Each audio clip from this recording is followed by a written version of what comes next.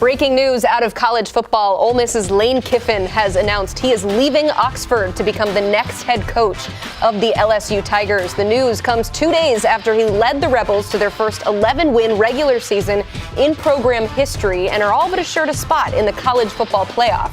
Kiffin, despite requesting to do so, will not be coaching Ole Miss in the CFP.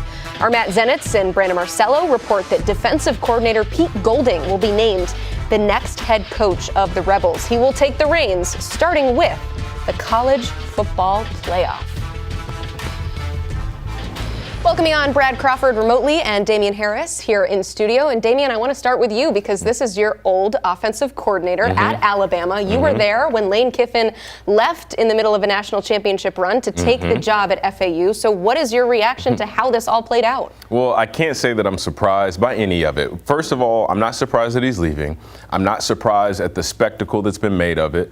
I'm not surprised that the breakup between Lane Kiffin and Ole Miss has gotten a little messy and just quite frankly a little bit ugly. I'm not surprised by any of it because this is Lane Kiffin. Whether you love him, whether you hate him, you have to just respect that Lane is going to be Lane. So he saw a better opportunity at LSU. He thinks that that's a better place to recruit. He said that it wasn't about money. Where could he go and get the best talent and have the best chance to recruit and get the right players to compete for a national championship? And if he felt that LSU was the better place to do that, I don't fault him at all for making that decision. There are some other things that I don't necessarily have to get into that I may not agree with, but at the end of the day, him leaving, taking the head coaching job at LSU, and the fact that he will not be coaching Ole Miss for the rest of the season, I think that that is the best situation for both parties, for Lane Kiffin and for the University of Ole Miss. Yeah, Lane Kiffin does not care about legacy. He can say what he wants in this public statement and try to pin this on AD Keith Carter. But you can't let the coach of a rival program lead the group that he just left this close to signing day and the portal opening. I mean, to me, it's like breaking up with your prom date a week before the dance. You don't just go with her anyway, right? It's over and it's time to move on. So, I mean, I commend Ole Miss for acting quickly and promoting Pete Golding, as CBS Sports reports. And to me, this precludes the playoff selection committee from damaging the Rebels' hopes of maybe getting a lower seed in the bracket and missing out on a first-round home game. I think it kind of stops the hemorrhaging in a way. So Lane Kiffin going to LSU is no surprise to many of us within this industry. But that being said, I like the fact that Ole Miss also moved swiftly, promoted Pete Golding, and told Lane Kiffin, hit the road, man. You're not going to coach us for 4 more weeks in the playoff. Yeah, and Brad, you mentioned it. This is not just an SEC rival. I mean, they play the Magnolia Bowl, which has been played 114 times. So it will be played next year, by the way. I just feel the need to point that out. But Brad, I have some, I guess, technical questions. There's, reports that Lane Kiffin is potentially going to bring some of his staff members with him to LSU. I understand the head coach needing to leave and the prom date and everything with that. But why do other staff members have to leave right now with him? I mean, apparently Lane Kiffin reportedly told most of his offensive staff, either you get on this plane with me this afternoon to Baton Rouge, or I'm going to leave you in Oxford and you're not joining my staff. So I don't think a lot of those staffers, at least a few of them reportedly, didn't sort of like that ultimatum that Lane Kiffin gave them.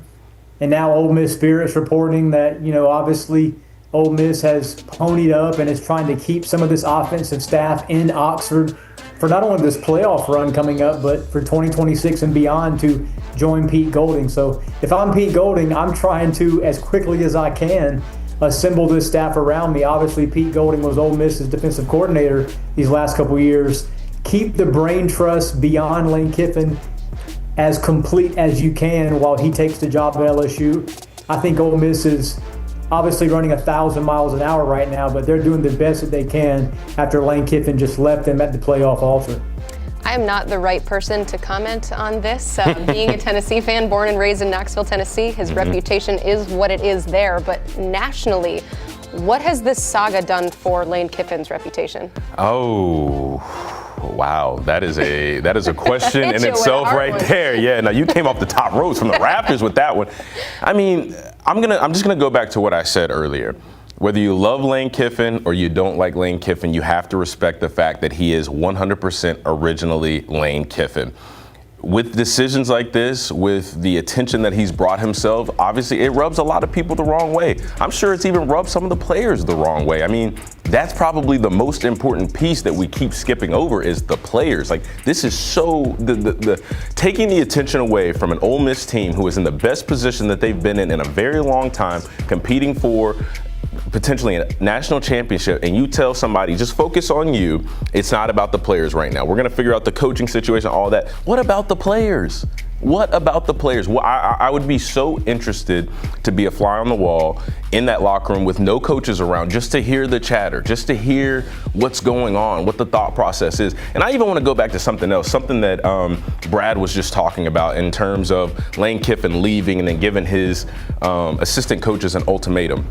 If you can put out a statement and say that you would have loved to have stayed and completed the mission that Ole Miss has set out on, and you want to be a part of coaching these kids to help them get to where they want to get to, if you can't do that, why can't the assistant coaches? Because they're just as much of a part of this equation as you are, as the players are. This is a team. This is supposed to be a bunch of individuals that are out of themselves and into one particular thing, one particular common goal. And just because they told you that you can't stay because you're not the head coach anymore.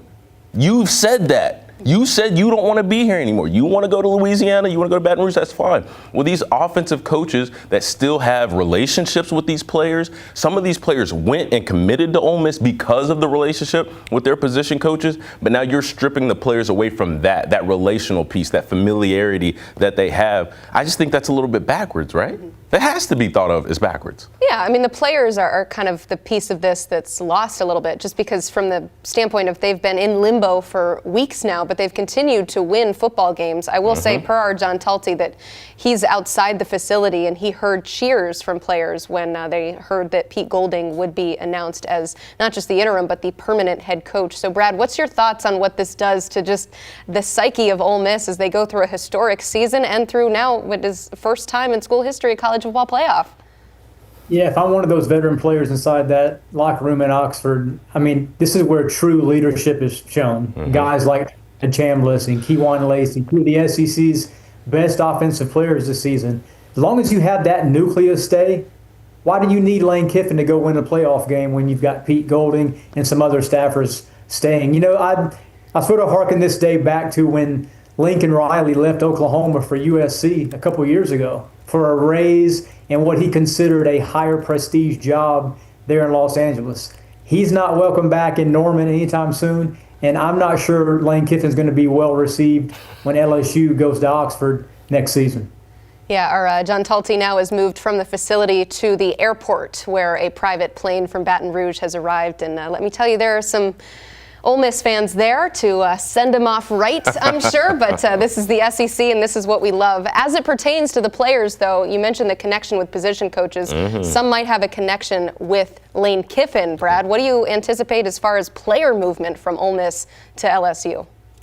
Yeah, I think the biggest disadvantage that the Rebels players specifically are going to have in the playoff is Lane Kiffin's not going to be that primary play caller. We've seen him dial it up a bunch this season for Trinidad Chambliss, who has set single-season program records after transferring from Division II Ferris State. Chambliss obviously has a year of eligibility left. I think he would be a hot target for LSU, potentially QB1 there in Baton Rouge next year. You have to look at some of the playmakers on the defensive side of the ball. How many of those guys are going to stay with Pete Golding versus join that defense and new staff that Lane Kiffin's going to put together at another SEC program? So Lane Kiffin's going to try to pick and choose, I'm sure, some of his favorite players that he has coached these last couple of years in Oxford. But also, I mean, LSU has given him essentially endless resources. Of course, we saw how that worked for Brian Kelly. He got fired this cycle after LSU went all in the portal. Let me put it into perspective. Like, I'm going to give some insight to what a kid like Trinidad Chambliss has the opportunity to do. So imagine you've got that relationship with Lane Kiffin, and you do want to go and join Lane Kiffin down in Baton Rouge. You want to be that quarterback. You still get to play for Ole Miss, potentially win a national championship. Then you get to leave, transfer with no penalty. You become quarterback one at LSU. All meanwhile, all those resources, all those things that LSU has promised Lane Kiffin in terms of recruiting, NIL, guess what? Trinidad Chambliss. You get a big old bag to stay with your head coach and go to LSU. Like, that's why this is so, it's just such a mishmash, right? Yeah. And like, is that a fair opportunity for a kid? Potentially. Like, that might be, it might not necessarily teach him the proper lessons. It might not teach them loyalty or whatever. But if you're in favor for these kids putting themselves in the best position and be successful for themselves, their families, their careers, then yeah, that's a beautiful opportunity for Trinidad Chambliss. You get to finish with the staff that you originally started with. It might not be Lane Kiffin, but hopefully they can retain a good bit of that offensive staff. You get to promise Lane Kiffin, I'm going to be your guy. Okay, go win a national championship. You do that, you're on the first plane to Baton Rouge with a hefty NIL bag just sitting right at the door waiting for you to come in. There might be one of those bags waiting for him in Oxford as well. True. I will say, though, Trinidad Chambliss, you call him a kid. He is a full-blown grown man. adult here. He's played a lot of football. He's had to apply for a waiver from the NCAA to play for another season in 2026. That has not been approved yet, so not sure if he'll be playing more football or where he will be playing more football. But I'm so glad you're here. You're a wealth of knowledge when it comes to these coaches. Pete Golding now steps in as the permanent head coach. You played on the offensive side of the ball, but he was part of that Kiffin, or part of the Nick Saban staff while you were there. What can you tell us about him? Man, he's a fiery, energetic guy that resonates with his players in a way that I haven't experienced with a lot of coaches. I mean, he is amped up. He brings the juice. He brings the energy. Like, I would remember times where we would be in period 1 or period 2, which is individual, right? So it's running back drills. We're over here doing something. Linebackers are all the way across the field. And all of a sudden, somebody just comes and punches the ball out while I'm standing here in between the drill. And I look over, and it's Pete Golding. I'm like, you're supposed to be somewhere else. He's like, nah, you got to be ready at all times. And so, like, that's a playful way to remind a player, like, you always got to be on your P's and Q's. If you're a running back carrying the ball, always keep that thing high and tight. And he does it in a way that, like I said, it's relatable. He's so relatable to these players. And we heard there were cheers for Pete Golding becoming the interim head coach. And I think that speaks volumes to the trust that these players have, to the commitment that they're going to still give throughout the rest of this playoff push that they're going for. I think there are a lot of players in that locker room that are happy that Pete Golding, one, they're happy that this Lane Kiffin saga is just finally over. Whether he's the head coach at Ole Miss or LSU, they're glad it's over because now the attention can go back to them, the players, in their quest for a national championship. But I guarantee you there is a very large percentage of guys in that locker room that love Pete Golding and are ready to go for war for him for the rest of this season. All right, Damien, I gave you the tough question earlier, so let's end on a tough question for Brad. How about tell me who is in a better position today, LSU or Ole Miss? I think it's Ole Miss because Ole Miss is going to play in the playoff here in a couple of weeks, right? Yeah. I mean, LSU has not gotten to the playoff under its previous regime, Brian Kelly, despite going all in the transfer portal, like I mentioned. They've won 10 games 3 out of 4 seasons and just have not got there since winning the national championship in 2019. Then you have Ole Miss. Lane Kiffin, I will say this, he left the program on much better footing than where he found it. Ole Miss is a legitimate factor in the transfer portal. The Rebels can spend money like other elite programs can. They have shown that. Obviously, Pete Golding is going to have to assemble an offensive staff, looking at who remains and who he's got to hire after this playoff run and that sort of thing. But Ole Miss is going to look a lot different in 2026. But I would not sell all my stock on them as a annual playoff contender as long as the offense can still move the football and they have that rugged mentality that Pete Golding is going to bring on the other side. Yeah, I agree with Brad. I think Ole Miss is in a much better position, and it's so ironic because it's due to Lane Kiffin and his success, right? He has built Ole Miss to be a program that now truly rivals LSU, not in terms of like history, anything like that. We're talking about on the field play. Ole Miss has moved up the SEC hierarchy to contend with the LSUs of the world because of Lane Kiffin. And now guess what? He's the head coach at LSU. Now, Brad, I just want to ask you something, right? Because this has been weighing on I saw something on Twitter, and like I'm going to give it some airtime. What if Ole Miss just happened to do the absolute unthinkable and give somebody that just happened to walk out of Baton Rouge a call and say, hey, we got a head coaching job open. Oh, Mr. Brian Kelly, are you interested? Like, do you have any interest whatsoever? Is there, like, just give me a reaction to that. I don't even know what the question is. Just give me a reaction. I mean, if you're asking Brad Crawford here, I had Brian Kelly as a top 6 coach entering the season. So I've got a lot of stock in Brian Kelly. He's taken Notre Dame to the playoffs several times. I think he would have eventually gotten LSU there.